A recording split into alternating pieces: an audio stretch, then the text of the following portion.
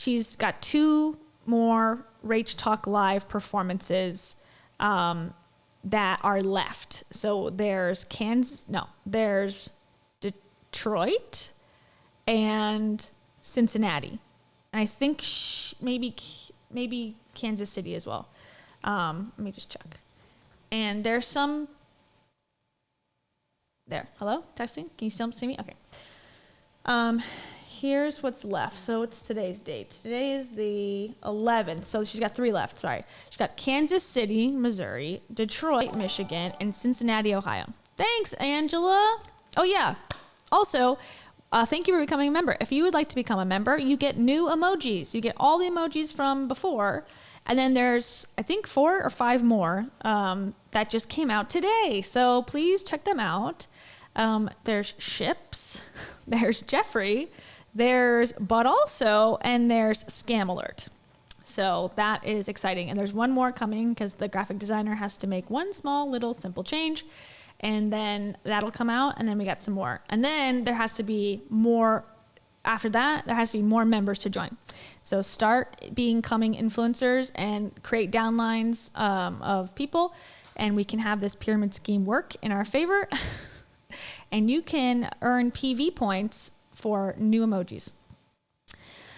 So I did want to play and show a couple clips from people's experience at Rach Talk Live.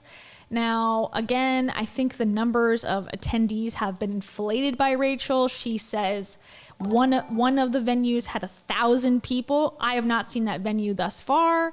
I'm assuming she's making that out to be Detroit. Lagging again. I don't know what the heck. Because that's the one we can't see, but we'll see. And thank you to Rebecca Romana. Rebecca, Dave Hollis's future wife. Rebecca Romana says, Oscar Isaac kind of confirmed more Moon Knight. Is my plan working? IDK. I have yet to make Dave fall in love with me, but maybe I woman-fested it with my Moon Knight fan fiction. Who knows? Who knows? I mean, you have as good a chance as any, right? You are going to marry Dave Hollis. You are going to marry Dave Hollis if that's what you so choose to do. So, we wish you all the luck. And I think that there's a first for everything. You won't be the first wife, but you will possibly be the second and or third if Dave and Heidi are already married secretly. Is that what I think? No. I don't. But thank you, Rebecca. I appreciate that. All right. So let's see. So those are the 3 that are left: Kansas City, Detroit, and Cincinnati. Once again, just looking at tickets. Oh, there's another thing too with this one coming up that I wanted to bring up. There's like a second pre-party thing that you can buy tickets for that's through like a DJ. So I'll show that in a second. But this is what is the next, on the 13th. This is the Kansas City one. So I'm assuming all these blue seats that are empty will be moving up to the gray seats, moving up forward, because the blue ones are still available unless they sell out somehow, out of nowhere. These back seats right here are $39, so $40 to sit in the back, but I'm sure that you'll get a little bit closer. So that's that. We can't see Detroit. She's blocked Detroit, so I'm assuming that's the one she's going to insinuate is like the most packed for some reason, randomly. They've blocked that, it looks like on purpose. Maybe that's speculation, but of course. And Cincinnati, Ohio is here. And we got a lot of blue left in Cincinnati. And this is the last show. This is on the 22nd on Saturday. So I figure all of the grays will move up as far as possible into the VIP section, and the side grays will probably move to these empty blue spots. So, it's not what she was used to. I'll just say that. It's not the welcome that she has been used to in the past. And I'm seeing in the comments that somebody has been there. Oh, Mariette. Did you go? Let's see. Which one did you go to? Joliet. Was not as packed as she made it seem in her reel. Of course. She ain't no dummy. She's going to try to make it look as like, and I used to do this stuff. I still do this stuff with clients. If there's not a big attendance, you purposely, I'm going to unplug this. Hopefully it helps the stream. You purposely make all these shots look close up so that it looks like, wow, so amazing. So, that's a marketing tactic, as we probably already know. Here's one thing that I saw. And it's a partnership with the theater, it looks like. This is the one coming up on the 13th. So I don't know who this person is. Maybe you do if you're from Missouri. Thank you. Okay, I'll check my Instagram. Thank you very much. But I found this, and it says, okay, big news. We're having a party. Ms. Rachel Hollis is coming to Kansas City. I am so excited to be hosting a special Jana-style VIP pre-party at Encore at the Uptown Theater on October 13th. Okay, so as we know, Rachel's sold tickets for VIP, which costs like $250 to attend in VIP, pretty much across the board, I believe, in all the cities. That was around the price, like, three figures, three-figure business owner. Were tickets, and you get a swag bag and you get to pose in a picture with Rachel. Very exciting. Okay, but then there's this. So now you have to purchase tickets. Jana style ticket promo package is for 2 people. P2 tickets for $60. P2 tickets are normally $45 plus ticket. Use code Jana style to access. Thanks, Dahlia. Welcome. Okay, VIP ticket, and join me at the pre-party. Enter to win 2 tickets for the pre-party and show. You have to like this photo. You have to follow Rachel and her. You have to comment. Okay, so I'm trying to understand if this is separate than if you've already purchased tickets for the VIP. Are you already good to go, or do you have to buy this ticket through her? I don't know. It's like Jana style ticket promo package. Is that, I'm confused. So I don't know. Unless this is through, like, if you haven't purchased a ticket, now you can join the VIP. But now there's this like second person that's involved. So I'm just a little unclear. This is the pui party. So it's the party before the party. I don't know. Maybe it's like a pre-party. I don't know. It's like maybe VIPs. I don't know nothing. I don't know. I just pose in suit and hope people come talk to me. I don't know. That's the level we're at these days with the information, because I'm confused. I'm like, well, I already bought my ticket. So am I meeting this person, Jana, or am I not? It's unclear. That was one thing I wanted to point out. Okay, now let me go on my Instagram and see what this insider has discovered. Okay, let's see. And then there's also like a little like religious sermon I wanted to play too that Rachel did, and it looked like in Charleston. Okay, maybe this is it. Okay, so this is from our lovely viewer who is here live. Sorry if I'm mispronouncing your name. Mariette. Is that right? Let me know. Oh, God. That, everybody, is the side of my head. Okay. So there it is, right there. Okay, this is coming live. Not live. This is in... Which one is this one? This is Alabama? Oh no, she told you couldn't record? Uh-oh. That's going to be a problem. Okay, here we go. Because we want them to understand that they can be themselves and they can let their freak flags fly. So just understand, because we want them to understand that they can be themselves and they can let their freak flags fly. I was under the impression that the upstairs was totally empty as well. So that's interesting. Oh, Joliet. Sorry, you already said that. Okay, so this is the Chicago suburb, which Rachel refers to as Chicago, even though it's Joliet.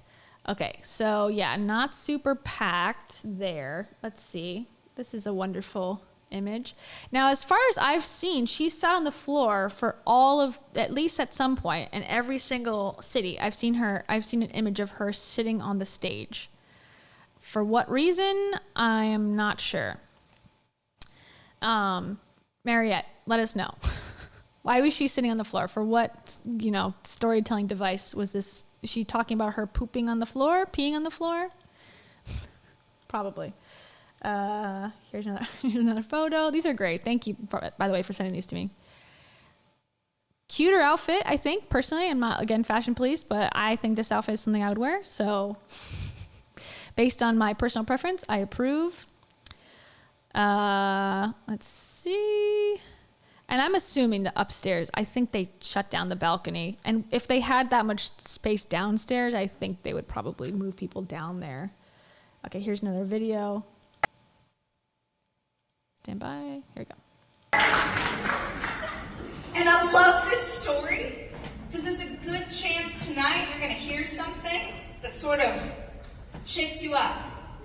And maybe you're going to hear something tonight that is what you need, even if it doesn't come the way you want it to.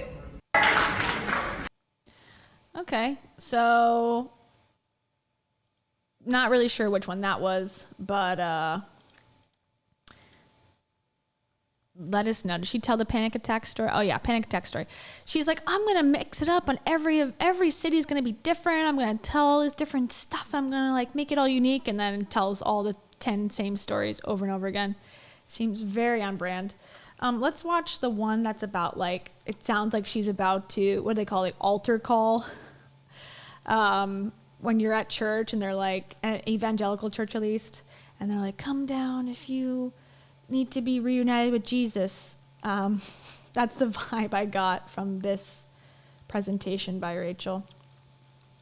And this one, I believe, was in Charleston. Oh, wait, okay. And also here, before we move on completely, here is, now this is before the show, it looks like. So, people could have filed in, but this was Chesterfield, Missouri.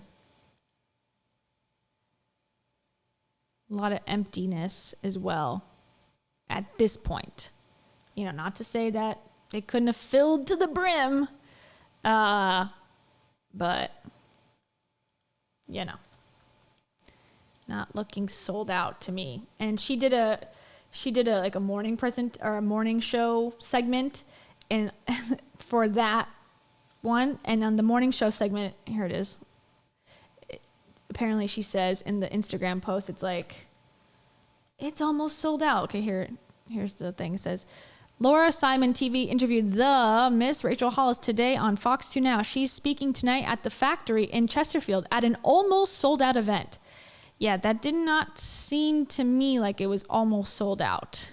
I guess saying it's almost sold out, that you could get away with it, by, oh, I wasn't lying. It's almost sold out. I only had to sell 1,000 more tickets, and that's not that much. Like Shawn Mendes would be almost sold out if he hadn't sold his last 1,000 tickets. It's all, part of the, how you look at it. So I guess technically she's not lying, but I think she's definitely exaggerating. Okay, I'm looking for this video where she is giving her little sermon. Sorry, I'm scrolling on Reddit real quick. Maybe I saved it to my phone. Or maybe it's in the other section. Stand by, everybody. Sorry for bearing with me. We will be getting to the main event in a quick sec. Let's see. I think it was a link. So I'm looking.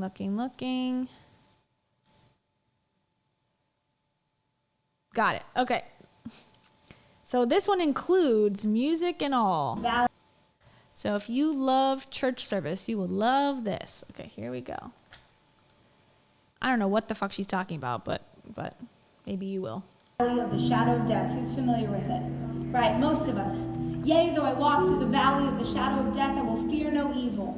It's a really famous scripture, and everyone latches onto it in hard times, when we're feeling unsure, when we don't know if we can keep going, if we don't feel like we're strong enough, we latch onto the scripture and we say, yea, though I walk through the valley of the shadow of death, I will fear no evil. You are with me. And everyone loves this idea, oh man, even when it's hard, even when I'm low, my Creator is with me. And I think they miss the most important piece. Thanks, Courtney. I appreciate that. And we got Jack in the background. Jack, face reveal. He's already been revealed.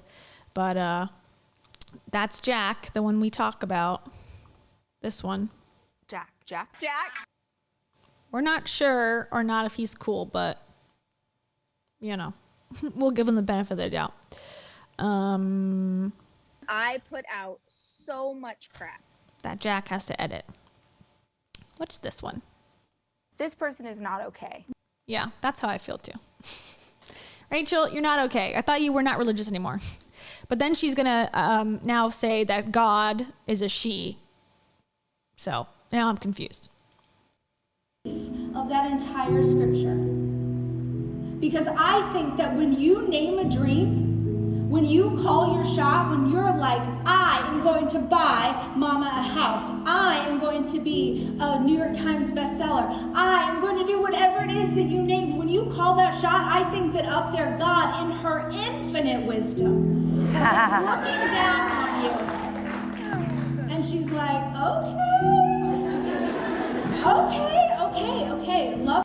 Can you imagine? I mean, I don't want to really talk religion here, but can you imagine if God, like if there is a God that is up in the clouds, like looking at everybody and judging everybody and going, what's going on? Okay. And then someone goes, God, oh, please, I want to buy my mama a house. He's like, or I guess in this case, she. Okay, Rachel, you got it, girl. Rach. You asked me so much better than the people starving. You just make me laugh, girl. Me. Yeah, Rachel, you go right to the top of the list. I spent extra time working on Dave as a person. Now I'm going to spend my time as God, making sure you get $1 million trillion because you believe in me the most. My guardian angels, my spirit guides. Yeah, she doesn't say spirit guides in this one. She's really talking about like the shadow of death, the valley of death, very much more Christian in this one, but then says she just to kind of throw everyone off. I don't know. This for you, baby girl. Love this. Baby girl. That's the mountain. You were so in the past you just gone into the little hills. But now you're going for Everest. You're really calling the shot. You're dreaming big, right? She's like, I love this. And I believe that our guardian angels, and I believe that your Creator gets so excited when you have faith in yourself and your abilities. And she's like, okay, that's the mountaintop. And so you start walking towards the dream like you're going to do tomorrow. You're going to leave here, you're going to be pumped up, and you're writing in your journal, and you're dreaming big, and you're connecting with each other, and you start walking. And the second that you start walking, something's going to get hard. Who knows what I'm talking about? Something's going to fail or go wrong. You'll sign up for the half marathon and you'll sprain your ankle. Everything's going to go to hell in a handbasket on this journey. And you're like, okay, that's okay. I'm strong. I'm tough. I'm dancing to that song. You get yourself up and you keep going, and then something hard is going to slap you down. And then you keep going again, and then something's going to knock you down, and something's going to knock you down, and then all of a sudden you are laying on the floor. And you're like, oh God, I'm such an idiot. Why do I do this to myself? Clearly, this wasn't meant for me. All of the things standing in my way are a clear sign that this was not meant for me. It was meant for someone stronger. It was meant for someone braver. This was not meant for me. And you lay down and you quit. And what? But didn't she just do that? Like literally she just stopped and she quit walking up the mountain. That's what we're going to be talking about today. So I'm so confused. Did she tell this story? She told the story after she actually did quit on a mountain and gave up because it's not meant for her. Okay. You missed in the scripture is it says, yea, though I walk through the valley. Through the valley. Through the valley! This Okay. life is hard. And it is harder for dreamers. It is harder for people who believe that tomorrow can be better than today. Okay, here's a whole tangent too that I'm gonna be annoyed by. She has this thing about like high achievers like me, dreamers like us. It's like, do you think the rest of the world doesn't have aspirations or doesn't have dreams beyond what they're doing day to day? I think everyone sort of lives their life that tomorrow hopefully will be better in some way. Like someone who goes and buys a lottery ticket every single day is somehow deep down inside hoping that, you know, their luck changes or that one day they win that big jackpot or whatever. I don't think that, you know, only people who care about personal development are people who aspire to be better or to have more happiness in their life. I'm pretty sure that's a human trait, like from birth. That's what keeps us going past, you know, day one, or like, you know, remaining on going to work and remaining doing these mundane, boring things that we all pretty much at the core have hope for the, you know, the next. I think it's people who go to these types of things, and including myself in the past. Welcome, Stevie. Woo! That it's like it's not that you don't want things because other people don't. You want to be better than other people and perceive yourself as better than other people. And like I said, I'm guilty of this. I would hope that it's subsided a lot. But in the past, I was like, I used to think everyone else was stupid. I'm like, oh my God, you don't want to be a millionaire? Oh my God, you don't want to be a CEO of a company? Why? Why would you want to just work this 9-to-5 job and be like a loser your whole life? Like, these are the thoughts I had because I was watching shit like this. I was watching Tony Robbins. I was hearing like how easy it is just to believe in yourself and you're going to have all these riches. I was like, wow, everyone's really dumb for like working at the grocery store.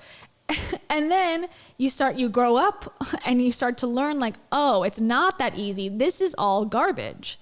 And so I guess she hasn't learned that yet, or she's so in a bubble that she thinks like the reason that people aren't achieving things is because they don't want to or don't even believe in themselves enough. I just don't think that's a real problem that she's solving. So that's my rant. Let's go back. But you're supposed to walk through it. Because the second you called your shot, God laid out the exact path you would need to walk through to make you strong enough for the ascent. Yes. But you laid down and you stayed there. Like you did, right? Don't stay there. You are strong enough for this thing, and I believe that there is a reason it is on your heart. But because it's on your heart, it means that it's on you.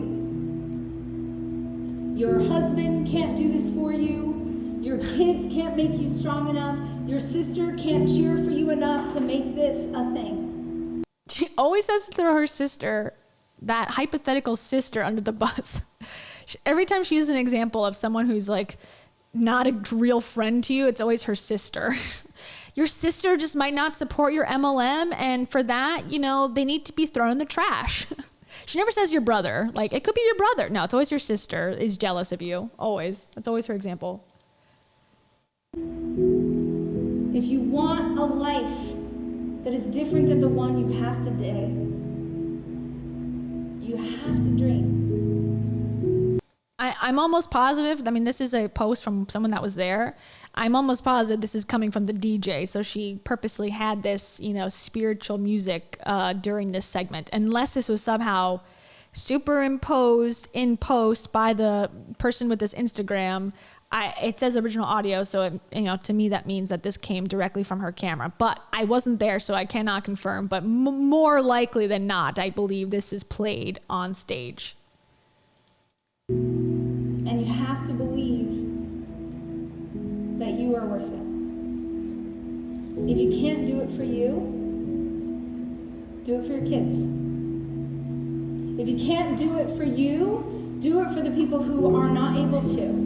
Come here, baby. If you can't do it for you, do it for mama. Mama. If you can't do it for you, do it for the version of yourself at 10 that needed someone to show up for you when life got hard. Be the leader you have been looking for. The valley of the shadow of death. Who's familiar with it? Right, most of us. Do it for Mama. Do it for Taro. Right, Taro? Say hello. Oh, you're so cute. Okay, so that was Church with Rach. The date of this speech would have been, recently. It would have been like the 8th, I believe. I mean, this is Charleston. Let me check. Let me just give you the real answer on this one. And again, I'm sorry about the delay. My internet, I don't know, it's never recovered apparently since the hurricane. So we also don't have air conditioning. Sorry. Okay, that was October 2nd, 2022. I need to start writing labels on all of the videos so everyone knows what time period we're in, because the contents are so different from time to time. So that was from October 2nd. That was Charleston, apparently. And thank you to Mariette for sharing her videos with us. That was awesome. To the valley of the shadow of death. She's back. No, she's gone. Hey guys, good morning. Guys. Well, it may not be morning where you are, but it's morning where I am, and I hope it's a good one. I will acknowledge right here at the top a couple of things. Number one, I am in a hotel room in New York, so there's a very solid chance you're going to hear honking and cars and taxis. And number two, I'm in the middle of my speaking tour, so I know that my voice sounds like my throat is swollen and a little scratchy, because that is what is happening. Thank you, JLB Nerdy. Okay, now I understand. Thank you. Taro sneezes for your question.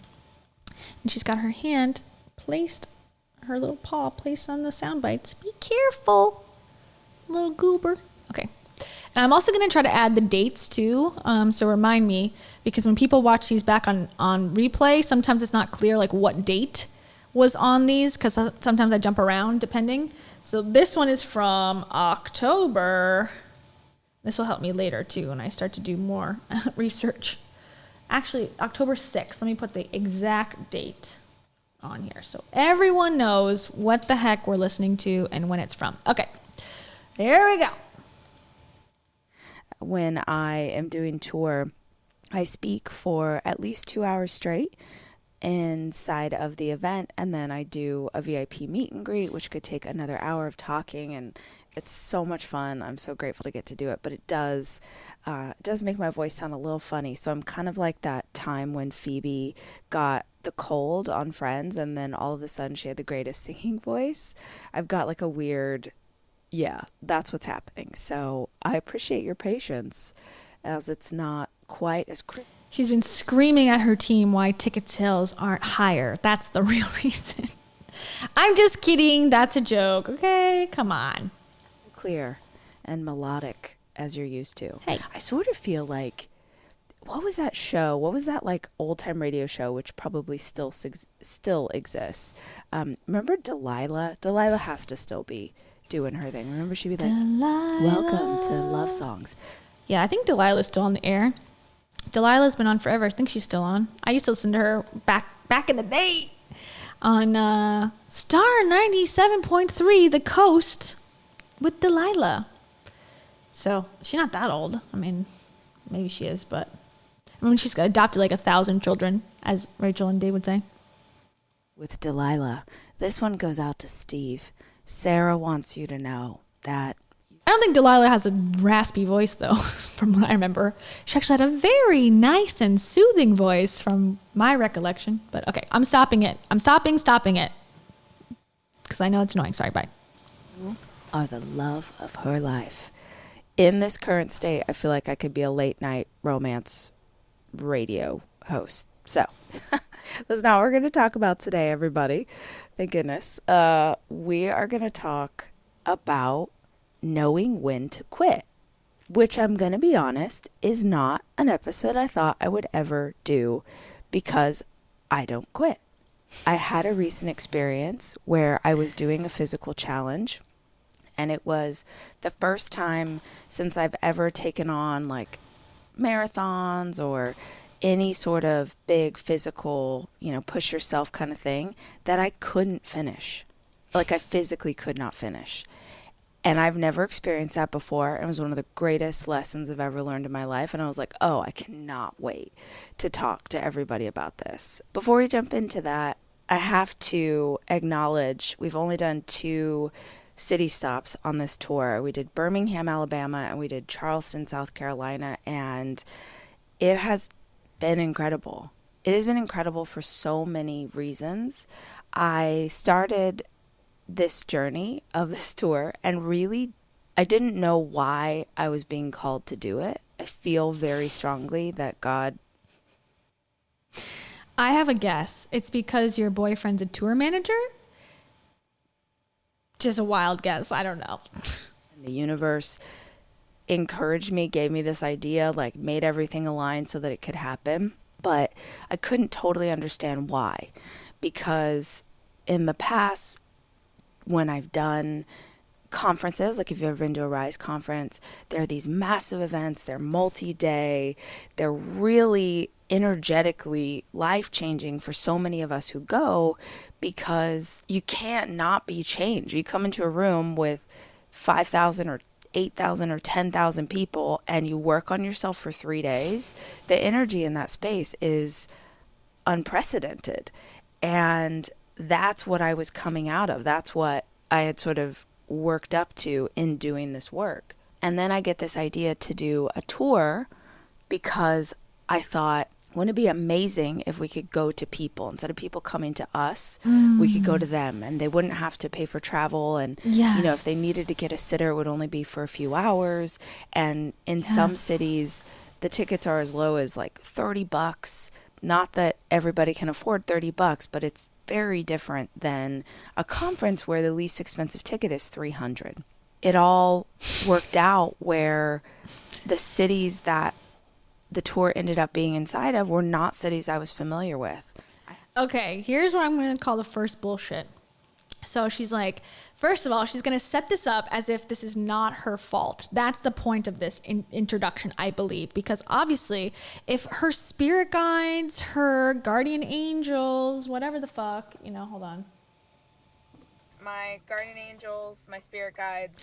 God as a woman is the one who put this on her heart and made it happen and like aligned everything. Why would they pick those cities that didn't actually sell enough tickets to even go? That doesn't make any sense. If this is all divinely happening for her and because these people in these places need it and the cities specifically were given to her by God, because that's what she's insinuating here, and she's going to continue to insinuate that, the cities she's not even familiar, like Birmingham, Alabama, what? I've never heard of it. And ironically, Charleston is a place that she did have a Rise conference in. And I will also say, when she did Rise, she didn't pick New York. She didn't pick Miami. She picked Fort Myers, which is a smaller town. It's like one of the smaller towns in Florida. She picked Charleston. She picked Toronto, which is sort of a big city. That's like the biggest one she picked. And then or Dallas, I think, which is big, but it's not like Manhattan big. So she picked strategically previously for these conferences. So the fact that she's like, I don't even know, she never heard of Joliet either, because she doesn't know how to pronounce it, just like I don't know how to pronounce it. So the fact that she's like, oh, like that's God chose the cities, not me, but everything's divinely perfect doesn't equate to me, because why'd she cancel cities? Number one. Number two, she's about to go on and say, well, if I would have picked, a New York, or I would have picked Austin, I would have picked whatever, if I really wanted people to come. Okay, that makes no fucking sense, because if you're trying to affect as many people as possible, which obviously would probably be her goal, why would so you're not doing that on purpose because you want to go to these places that have never heard of personal development. And also, she said a bunch of times what she's like, I know my customer, she, her, the person I write to, the person that's like my muse is an Ohio soccer mom. So she had 2 locations in Ohio. She had to cancel one because of lack of ticket sales, allegedly. I don't know why she canceled them. She didn't clearly state them. I mean, the obvious is that the ticket sales weren't high enough, and she said that the venues would have lost money. I think that's bullshit. I think she would have lost money, but whatever.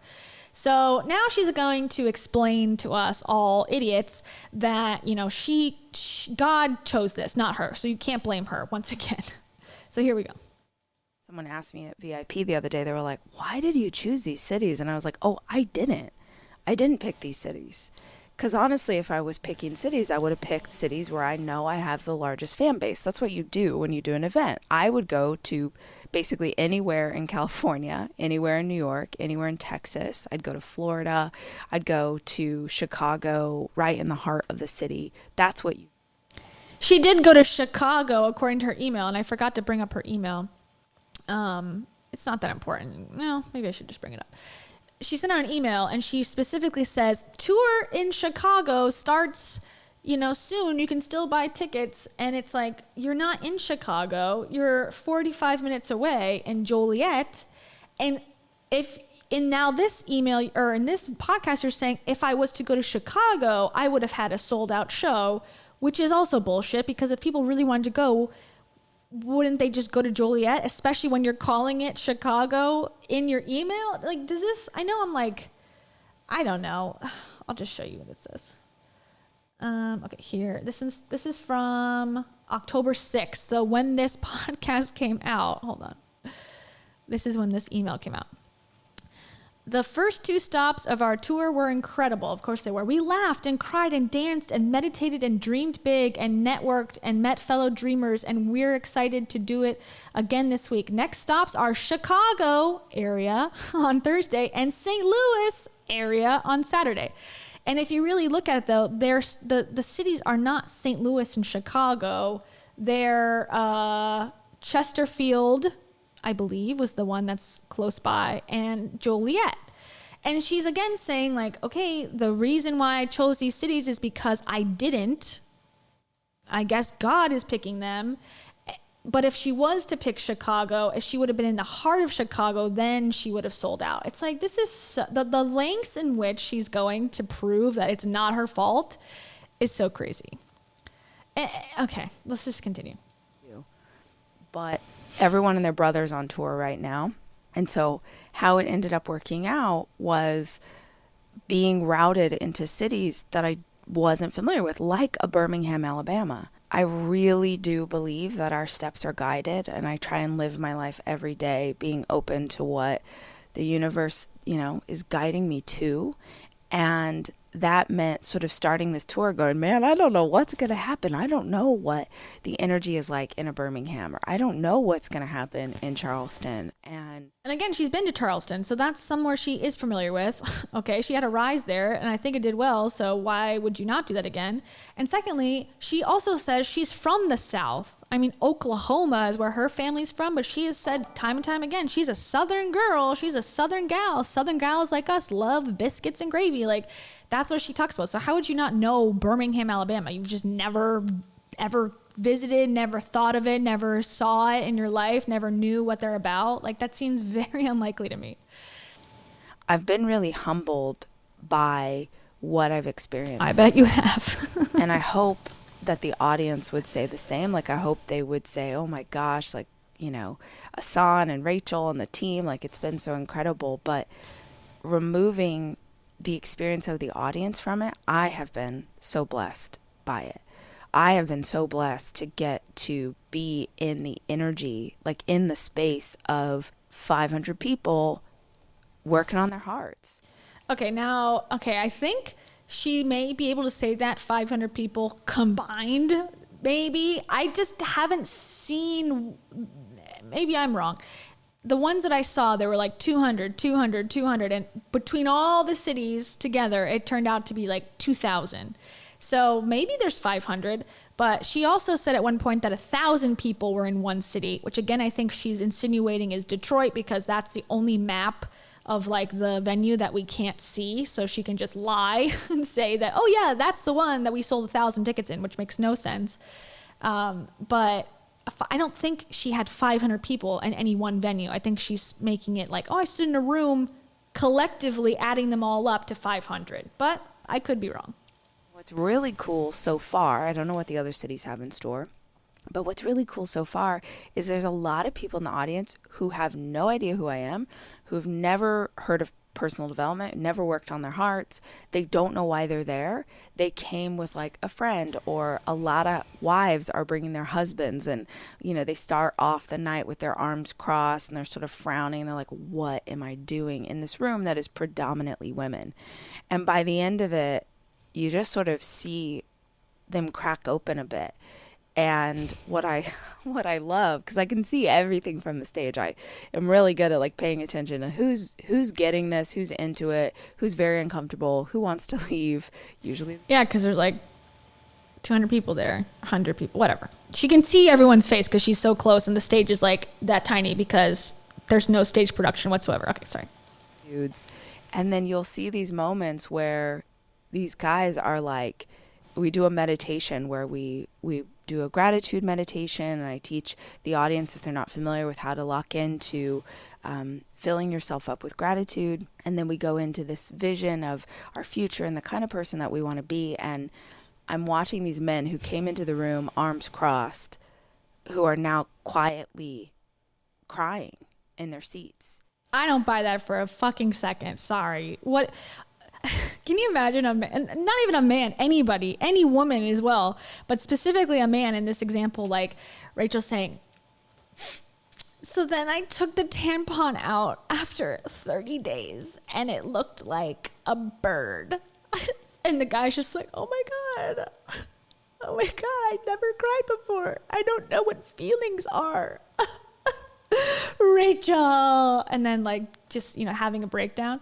Like that's what I think she thinks is happening, but would never actually happen in real life, like in a million fucking years. And what I keep hearing over and over again is that this work is so important for women, but the men who are willing to sit in it and be open to it have these profound experiences. Because tell me what opportunities the average dude has to look at his heart and to be in a space where he's at the cardiologist getting his cholesterol medication. No one's going to judge him if he cries, and no one's going to judge him if he is feeling feelings he doesn't know what to do with. It's really beautiful. Yeah, it's really, okay, sorry, I know I stopped it a million times.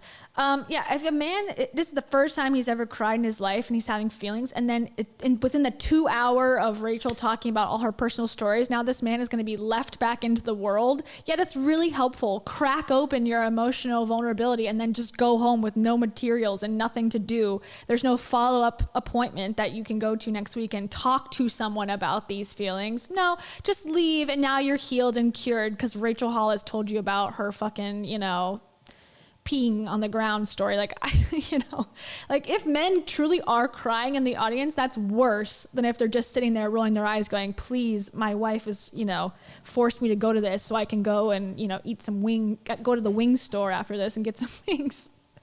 Like, that's worse. Like, there needs to be follow-up care if you're having an emotional breakdown at an event like this. And what's happening, like the energy, we started in Birmingham, we went to Charleston. Charleston's energy was unreal. Like, if you are listening to this and you are in the audience, I just want to honor you because we had an amazing night. Seriously, it was incredible.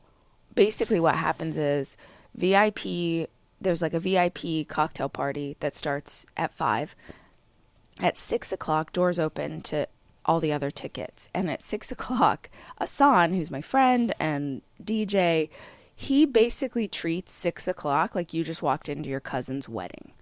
So the music is going, he's getting energy in the crowd, people are having a cocktail, they're having some wine, and he's like leading people in line dances. They're doing like the cha-cha slide, the Cupid shuffle. Everyone's just having the best time. And that's really intentional for us because I've found over the years that one of the biggest disconnects for women who come into this space, or men or whoever, is they are disconnected from their body. They're disconnected from body. And if you're disconnected from body, then you're disconnected from spirit. It's hard to feel centered or grounded. And so, as silly as it may seem, when you see these videos of conference or you see these videos of tour and you see us dancing and like jumping up and down, I know that people see that on social and they're like, oh, okay, cult. Like, what kind of crazy cult is Rachel? No. No, it's not a cult. It's just a cult tactic. God, you guys are so small-minded. Dream bigger. Like scripture says, God will grant all wishes all the time for Rachel Hollis only. Come on, everyone knows that. Hollis 3:16. Ugh. We all know the scripture. Jeez. We have people dance throughout the night because that We don't dance to get them physically tired so that they're more manipulatable and vulnerable to our emotional deceit. No, that's not why. Come on, guys. I wouldn't be that smart to come up with that. Ugh, I'm just a silly old girl with a high school education. Psh, I'm not a cult. I'm just a cult leader. Okay, sorry. physicality changes your physiology. It changes what's happening inside your body. This is true even if you don't ever come and see me speak. If you're having a hard day right now, if you're feeling stress or anxiety or any negative emotion, or maybe you're feeling an energy slump, don't reach for coffee. Get up and dance for a minute, for 90 seconds. Put on your favorite pump-up jam and move your body. We say at conference, when you move your body, you change your mind. And profound things happen when you change. Okay, everybody. Dance break. 5, 4, 3, 2, 1. Why do you follow me if you don't already own my book? Wow. I am emotionally ready to accept all manipulation now. Thank you. Going on inside of your head. So that's why you see us dancing, and Asan knows how to get a crowd dancing. Like he's a just have DJ. so much fun. Jesus so Christ. By the time I walk onto stage, Would the hope audience so. already has so much life and energy that it just takes the entire event so much further. But Charleston was amazing. We laughed, we cried. I know it sounds cheesy, but we really do. And I had a really big meeting here in New York, which I'll tell you guys more about later. It was super exciting and some great traction on something I've been working on for a really long time. I had a great meeting in New York, and then I leave today. Okay, so in between her tour, not her tour, sorry. In between tour, she had a quick stop over in New York, and she had an amazing meeting about something that she's not going to reveal. Now, what I assume this could be, she also said she's got some sort of podcast partnership, and she's, I think in this one, if not the more recent one, she's doing like AT&T ads, so that might just be it. She has like an agreement with like AT&T or something, which is kind of unexciting, but she's claiming it's like so much money for her, which exciting for you, Rachel. We love a queen with money to make even more money. But she has also been talking about in the background for a long, long time about this screenplay she's been writing. So maybe it's a screenplay thing. You know, I don't know what that entails. I have no idea what it's about. If you know, these details kind of came out before Toiletgate happened, where she was like writing a screenplay, and I'm assuming it's about her life, because why wouldn't it be? Like I said before, it's called like Rachel Hollis, the Rachel Hollis story. Inside the life and lore of Rachel Hollis would be like her screenplay, and it's like played by, Reese Witherspoon or something. And Dave is played by like Danny DeVito. Just for fun. Anyways, so that's what I think it is, or it could just be about her podcast, but she's going to make it seem really mysterious and fun. But the speculation's more fun, I think. So anyways. Actually for Chicago to go do the next show. So if you're listening to this, it comes out on Thursday. Tonight in the Chicago area, it's a place called Joliet, is where the show is. And if you're listening to this and you are close to that event, I feel like this is your sign. If you've been on the fence but you're listening to this and you are driving distance to Joliet, which is outside Chicago, or on Saturday I'm going to be in Chesterfield, which is just outside of St. Louis. So if you're close to either one of those, come hang out. I promise you're going to have a good time. My favorite, I was at VIP the other night, and there was this woman who was like huge fan, incredible. Shout out to Helen. Hope you're listening to this. She was so great. She had such beautiful light and energy. And she had brought a group of her friends with her. And my favorite thing ever is when someone tells me, I never heard of you, or even better, they're like, I sat down, I was like, who is this white chick? This is this beautiful Latina woman. I was like, who is this white chick? Why does she have so much energy? Why is she talking to me? Like, she was like, I definitely was judging, and that was incredible. It's like those 2 hours. I thought the VIP was first. I thought the VIP was before the show. I could be wrong. I thought it was a pre-VIP show. You get in early. I thought you got in early, so how would she know how the show was? Unless it's different. And she saw the show she got VIP afterwards. Okay, sorry. So incredible. I couldn't have expected what was about to happen. That was awesome. And I was like, oh, thank you so much. You don't understand how much I love when someone walks in and has a preconceived notion of what happens at one of our events, either because you have a preconceived notion about personal development or maybe because you have a preconceived notion about me. But I promise that what happens when we're doing something like this, it's not me, it's us. I don't want to be, like, I don't know, maybe I won't say it. I don't think Helen to me comes to mind as like very Latina of a name, but maybe. I've never met a Helen that was not my grandmother who is white, but I could be wrong. It's the crew. It's every single person in the audience creates something that has never existed before and will never exist again. Every single city is different. The energy of every city is different. And it's so special to get to be a part of it. So I want to thank Birmingham and Charleston, and I want to thank everybody who traveled to be there, because I will tell you, in Birmingham we have this whole thing where we let the audience choose their theme song. Doesn't really make sense, but if you're coming to tour you'll understand it later. And we think, oh, this is going to be a moment. One of the songs we're going to play is Sweet Home Alabama. We're in Birmingham. It feels like the most obvious choice. Asan and I are like so hyped up on ourselves. We're like, this is going to be amazing. The audience is going to freak out. We play Sweet Home Alabama. Like 3 people respond. And I was like, from the stage, I'm like, wait a minute. How many of you are actually from Alabama? And those 3 people raised their hand.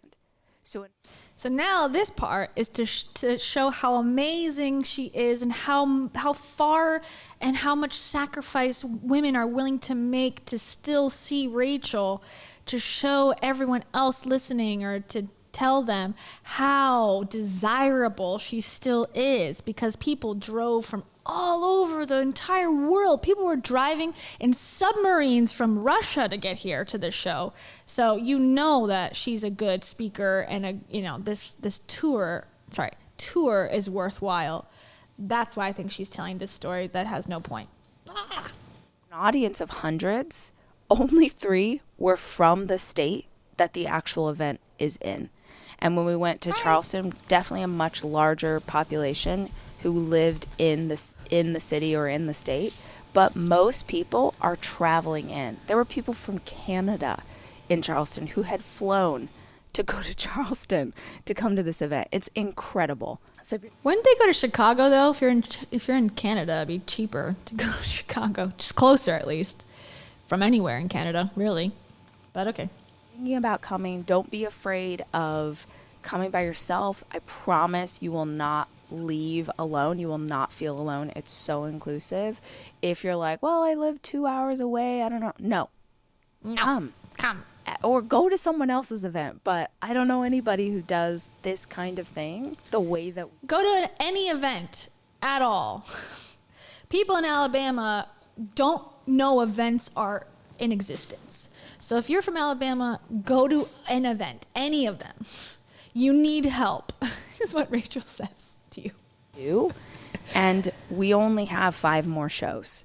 So we've got Joliet tonight. We've got Chesterfield on Saturday. We're in Kansas City next week. We're in Detroit. And then we end in Cincinnati. That's it. Those are all the shows that we have planned. So if you're thinking about it. There was more, but they were canceled. She ain't going to say that again, though. Just give yourself the gift of investing in something that gives you the space to dream and allows you to have your cup filled back up.